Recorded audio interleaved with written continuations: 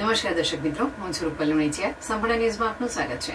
સ્થાનિક સ્વરાજ્યની ચૂંટણીને અનુલક્ષીને બનાસકાંઠા જિલ્લાના ચૂંટણી તંત્ર દ્વારા તૈયારીઓ તેજ ગતિએ હાથ ધરવામાં આવી રહી છે.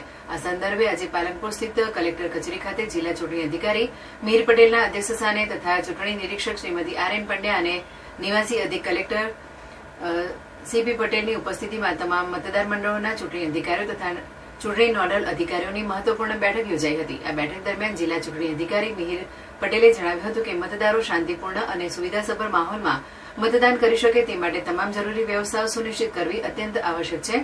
તેમણે મતદાન મથકો પરની મૂળભૂત સુવિધાઓ, એએમએફ અને બીએમએફ સુરક્ષા વ્યવસ્થાઓ માટે પોલીસ વિભાગની તૈયારીઓ, સ્ટાફનું યોગ્ય ડેવલપમેન્ટ, આદર્શ આચારસંહિતાનો કડક અમલવારી, તાલીમ કાર્યક્રમો, ઇલેક્ટ્રોનિક વોટિંગ મશીન ઈવીએમ અને વીવીપેટની કમિશનિંગ પ્રક્રિયા, સ્ટ્રોંગ રૂમ ગણતરી, મતગણતરી કેન્દ્રોની વ્યવસ્થા, પોસ્ટલ બેલેટ અને સર્વિસ વોટર્સ માટેની સુવિધાઓ તેમજ ડિસ્પેચિંગ અને રિસીવિંગ સેન્ટરોની કામગીરી અંગે વિગતવાર માર્ગદર્શન આપ્યું હતું. જિલ્લા ચૂંટણી અધિકારીએ જણાવ્યું હતું કે મતદાન મથકો પર પીવાના પાણી, આરોગ્ય સેવાઓ, ઈવીએમ નિદર્શન, કંટ્રોલ રૂમની સુવિધા, શેડો એરિયા, મતદાન મથકો, ઝોનલ રૂટનું આયોજન તથા મતદાન દરમિયાન મોબાઈલ ફોનનો ઉપયોગ પર લાગુ પ્રતિબંધ સહિત ચૂંટણી પંચની માર્ગદર્શિકા મુજબ તમામ કામગીરી સમયસર અને પારદર્શક રીતે પૂર્ણ કરવા અધિકારીઓને સૂચના આપવામાં આવી હતી.